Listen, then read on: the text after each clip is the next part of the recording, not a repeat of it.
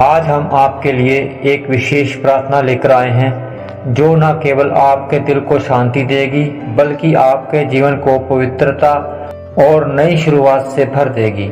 इस प्रार्थना के साथ जुड़ें और जानें कि अपने पापों को स्वीकारना और त्यागना कैसे आपके जीवन को बदल सकता है।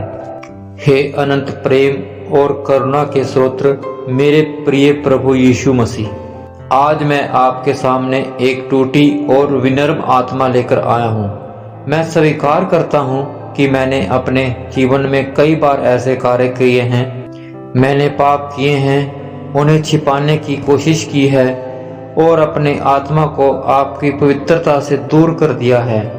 परंतु आज प्रभु मैं ये समझ गया हूँ कि जो अपने पाप छिपाता है वह कभी भी सफल नहीं होता। हे प्रभु, आपने अपने वचनों में कहा है कि जो अपने पाप स्वीकार करता है और उन्हें त्याग देता है उस पर आपकी दया होती है। मैं आपके चरणों में सिर झुकाकर अपने हर उस पाप को स्वीकार करता हूँ जिसने मुझे आपसे दूर कर दिया। मेरी कमजोरी और मेरी गलतियाँ मेरे सामने खड़ी हैं। मैंने अपने स्वार्थ और अहंकार के कारण उन रास्तों को चुना।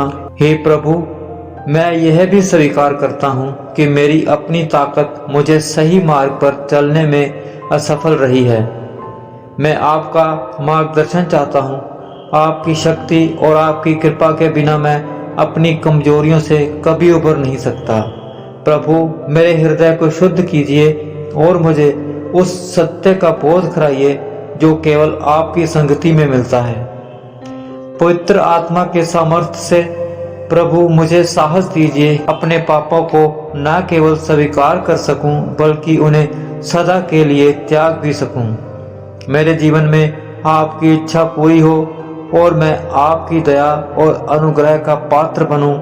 मेरे हृदय को इस प्रकार परिवर्तित कीजिए कि मैं भविष्य में पाप से बच सकूं और आपके प्रेम में स्थिर रहूं।